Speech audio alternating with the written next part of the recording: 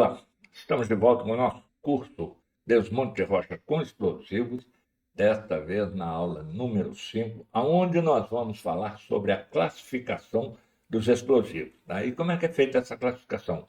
Pode ser três tipos: mecânicos, químicos e nucleares. Para a gente, tá? No nosso caso, na mineração, nós vamos sempre estar utilizando os explosivos químicos. Os nucleares nós não vamos mexer, e os mecânicos quase nada. Agora, esses químicos, eles têm uma outra subdivisão, que são altos explosivos, tá? E aí eles podem ser primário ou secundário, e tem os baixos explosivos, que podem ser permissíveis e não permissíveis. E também tem uma outra classe, tá, que não é utilizada na mineração, que são os agentes detonantes. Então, para a gente entender melhor essa classificação, tá? Altos explosivos, o que eles são? São caracterizados pela elevadíssima velocidade de reação e alta pressão. E aí, como falei com vocês anteriormente, eles podem ser subdivididos em primário e secundário. O primário, quais são os altos explosivos primários? Serão considerados primários quando a sua iniciação se der por chama, centelha ou impacto.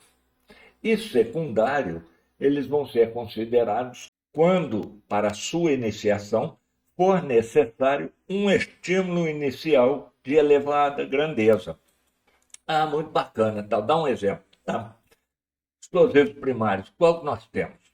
Espoleta, que ela é iniciada por chama. E a espoleta, ela inicia o cordel detonante.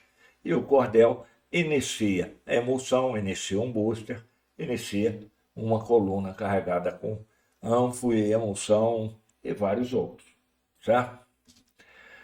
Os baixos explosivos, tá? Vamos entender, permissíveis e não permissíveis. Então, explosivos deflagrantes ou lentos foram os primeiros a serem desenvolvidos, possuindo que a velocidade de propagação inferior à velocidade do som na rocha, e como tal, não originando a onda de choque. Então você tem aí, quais são os baixos explosivos aí? Você tem, por exemplo, a pólvora. A decomposição destes explosivos acontece sob a forma de queima progressivamente acelerada com aumento de temperatura e pressão, em que as partículas queimam na sua superfície, expondo cada vez mais superfície livre para ser queimada, e tem como única componente de trabalho a libertação de gases. Esta explosão chama-se deflagração, e a reação acontece com velocidade inferior à velocidade do som, entre 100 a 2.000 metros por segundo. Então, nesse caso, como eu já falei com vocês, está incluído o quê? A pólvora.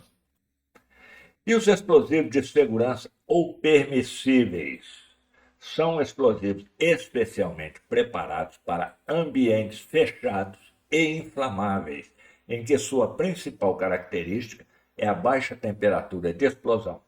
Tem na composição um inibidor de temperatura, que geralmente é o cloreto de sódio. Tem baixa potência e velocidade de detonação entre 2.000 e 4.500 metros por segundo e fraca resistência à água. Agora, os agentes detonantes, tá? O que são? São misturas cujos ingredientes não são classificados como explosivos. São muito utilizados em quê? Fogos de artifício. Critérios gerais da seleção de um explosivo. Então, a escolha adequada de um explosivo é uma das etapas mais importantes no projeto Desmonte de Rocha.